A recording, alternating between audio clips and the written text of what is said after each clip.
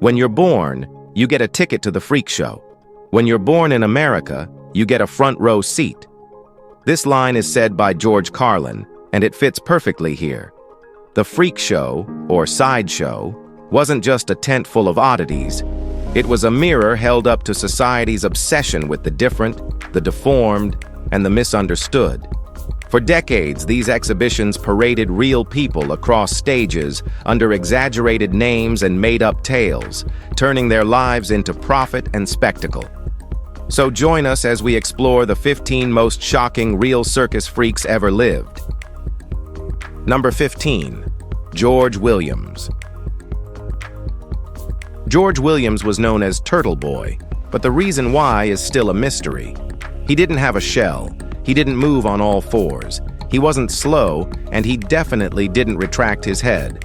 But what he did have was a body just 18 inches tall, with limbs so bowed and bent, they seemed more animal than human. He was a star at Huber's 14th Street Museum in New York, and made the rounds at dime museums and sideshows across the country. He added harmonica and flute to his act, charming crowds not just with appearance but with real talent. Despite his popularity, he was paid poorly, likely because he was African American in a time that didn't value his craft. The last public record of him comes around 1920, when he sued the city after falling from his wheelchair due to a broken sidewalk. George played what he was dealt. But don't let the name fool you. He moved people, not slow like a turtle, but like a storm. Number 14. Aloria Lewis and Johanna Dickens.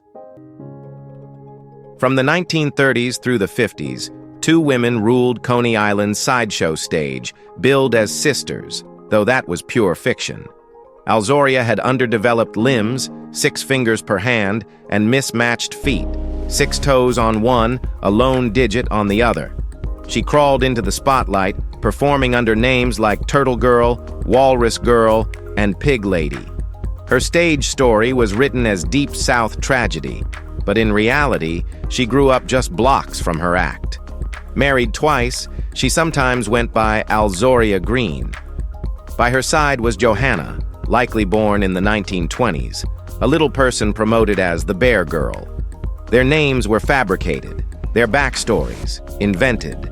But what stood true was this: they performed on their terms, reclaiming a stage meant to define them. The circus may have sold exaggeration, but Aloria and Johanna gave presence.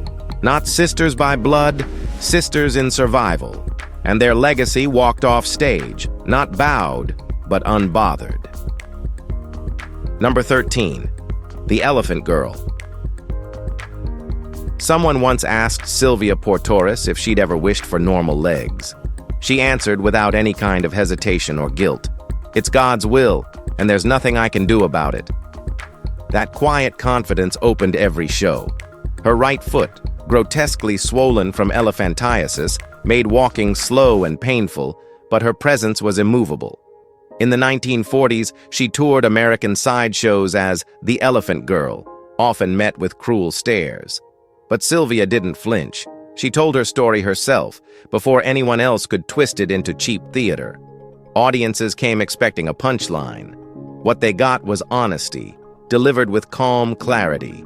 Some looked away, some cried. No one forgot her. She didn't beg for sympathy, didn't shrink from the spotlight. Sylvia turned her burden into a statement. This is what real strength looks like. Every limp across the stage made someone rethink how they looked at difference. Sylvia didn't need to walk fast. She just needed to walk forward. And she did, one proud step at a time. Number 12. The Turtle Man. Emitt Blackwelder was born in North Carolina with arms and legs that stopped at the joint. But he never wanted help. His father made sure of that. From a young age, Emitt learned to do everything on his own. No shortcuts, no excuses. Later in life, that discipline became his act. Billed as the Turtle Man, and sometimes the stump-limbed juggler, he toured with Ward Hall and Chris Christ's sideshows. He'd sit low to the ground, bouncing paddle balls and juggling them with shocking accuracy. Audiences couldn't believe it. Off stage, he worked as a mechanic, manipulating tools with his mouth. He was a soft-spoken man, free of vices, and known for his kindness among circus peers. He retired in 1978, married his longtime partner, and lived out the rest of his life in Concord, North Carolina.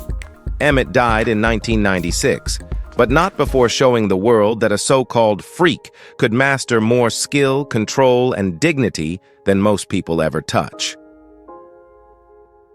Number 11. The smallest woman in the world. Princess Pauline didn't need height to fill a room. Born in the Netherlands in 1876, she stood just 58 centimeters tall and weighed under 4 kilograms. But from the moment she entered a vaudeville hall, all eyes were on her. She danced, she sang, and she spoke with charm that silenced mockery before it started. Audiences expected to gawk. Instead, they listened. Her confidence disarmed cynics. Her wit won over critics. Pauline toured across Europe and the US during the 1890s, proving she wasn't a novelty. She was a performer. She captivated not with tricks, but with presence. Even in a world obsessed with sizes, she proved greatness isn't weighed or stretched. In 1895, while performing in New York, she died of pneumonia and meningitis. She was just 19. Her time was short, but her impact wasn't. Pauline didn't need pity. She needed a stage, and she stood tall on every one of them, leaving behind a story as unique as her. Number 10.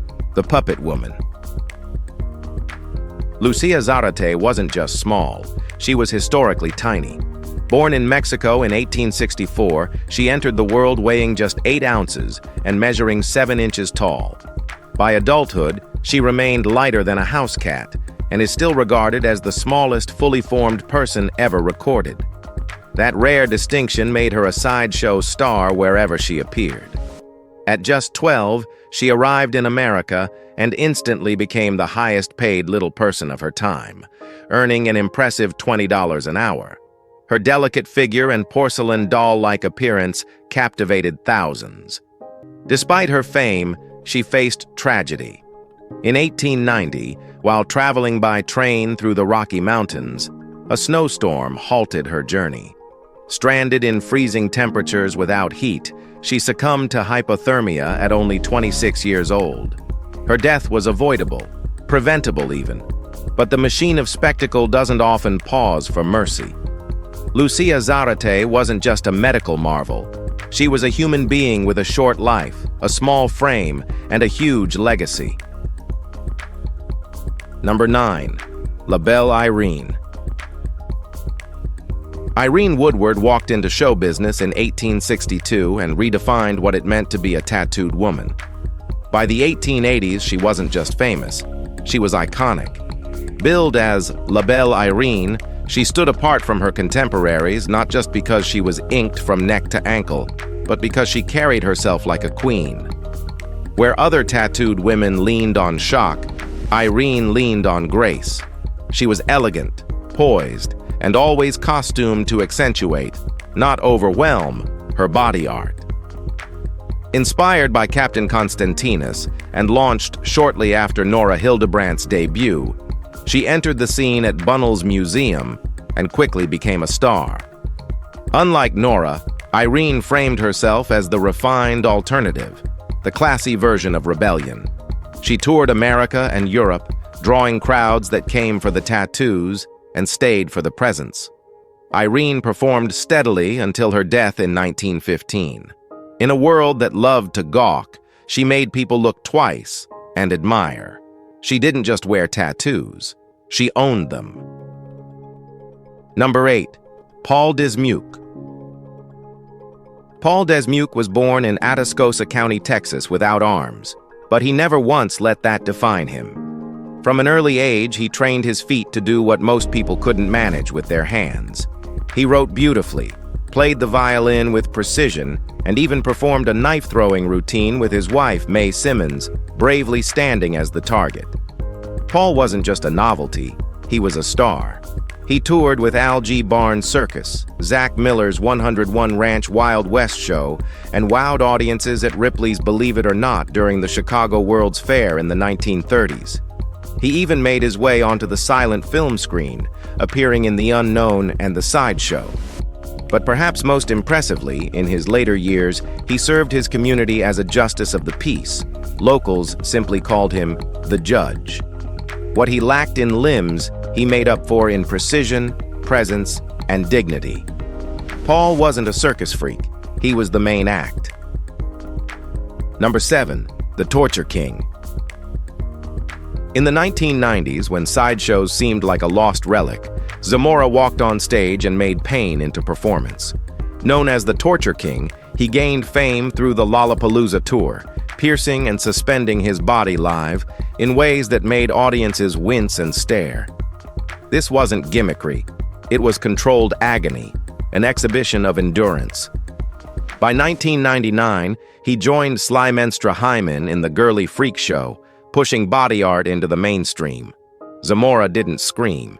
He barely flinched. His stillness under pressure made you question the limits of flesh. In later years, he toured with the infamous Hell's a Poppin' Revue, becoming a living blueprint for modern shock artists. With every needle, spike, and blade, Zamora built something bigger than applause. He built a legacy of fearless, brutal art. He appeared on television, in print, and on underground stages, redefining what sideshow spectacle could mean. Torture was his medium. His body was the canvas. And for those who saw him perform, the image never left. Number 6, the Sacred Hairy Family of Burma. In Burma, the legacy of Shemaong didn't just grow, it grew thick. Born in 1796 with hair covering his face and body, he became the first of several generations with hypertrichosis.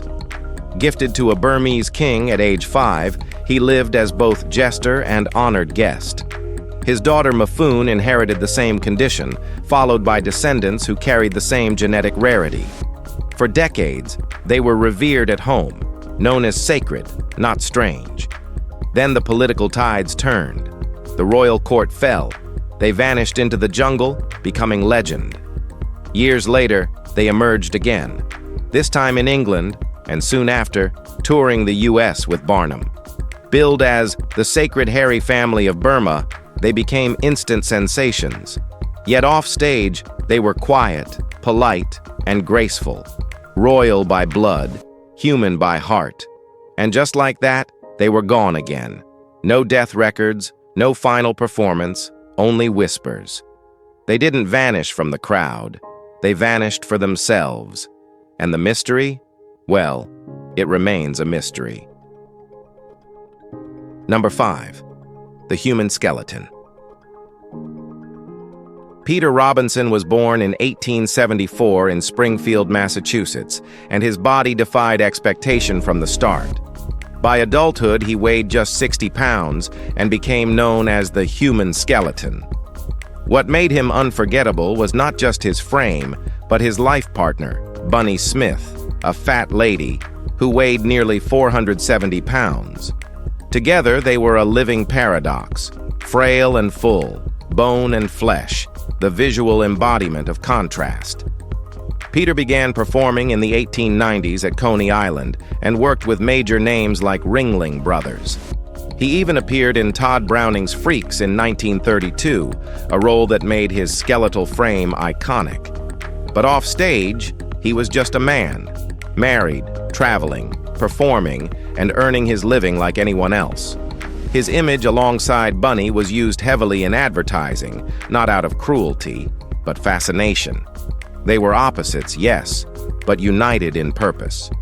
Peter performed for decades and was remembered as one of the most recognizable bodies in the golden era of circus spectacle. Number 4, the mighty Atom. Joseph Greenstein wasn't born a legend, but he sure became one. A sickly boy in Poland, he was expected to die young until he met Champion Volanko, a Russian strongman who trained him in secret.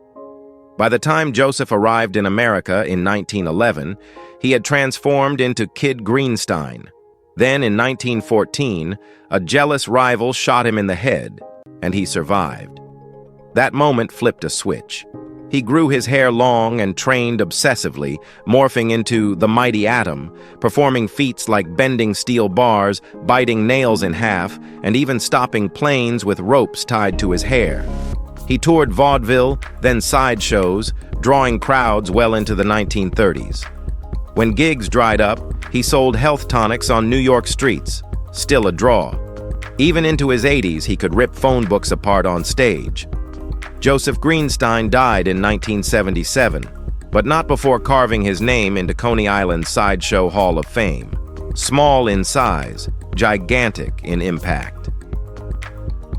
Number 3. Colonel Speck.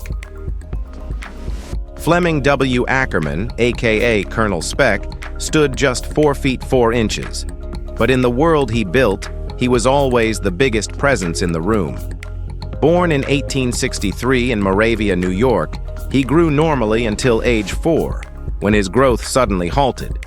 Music gave him purpose early. By age 12, he was performing with the Tremaine brothers. P.T. Barnum himself tried to sign him at 13, but the family said no. Instead, he studied music seriously and befriended fellow little people like Tom Thumb and Lavinia Warren. He toured with their Lilliputian Opera Company until it went bust in 1882. Then Speck pivoted, becoming a photographer, running a telephone exchange, managing a bus company, and proudly serving as drum major for Huff's cornet band.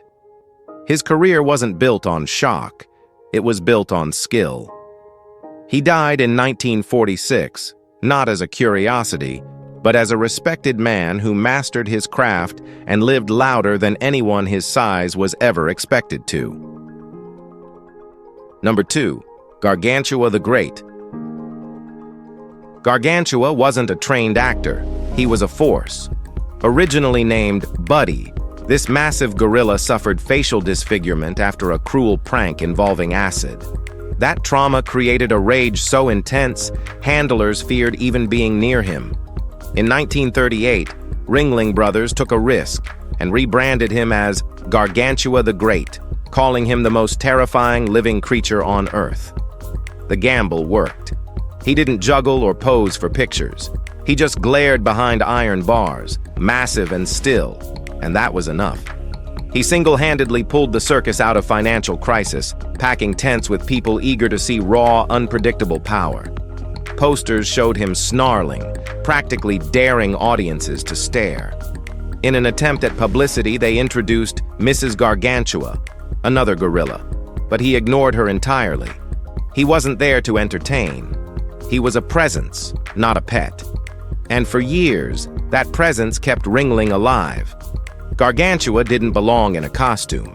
He belonged in myth, and for a time, that's exactly where he lived. It's cool, isn't it? Number 1. Mirin Dajo. Mirin Dajo didn't grow up seeking fame, but by his 30s he declared himself invulnerable and walked straight into legend. Born in the Netherlands, he lived an ordinary life until strange dreams led him to believe he was chosen by a higher power. He quit his job, picked up a sword, and began touring bars and halls, inviting strangers to stab him clean through the body, for money. He never flinched. Audiences saw steel rods shoved through his torso, swallowed glass, razors, and even needles. Doctors were baffled. Some thought it was a trick. Others swore it wasn't. Dajo said it was divine. In 1948, trying to push his beliefs further, he swallowed a long metal needle to prove his invincibility again. Surgeons had to remove it, but the damage had already been done. 10 days later, he died of a ruptured aorta. Whether he was a mystic, a marvel, or a man spiraling too far inward, his act left no easy explanation behind. If you have found this video interesting, be sure to like and subscribe. Thanks for watching. We'll see you soon.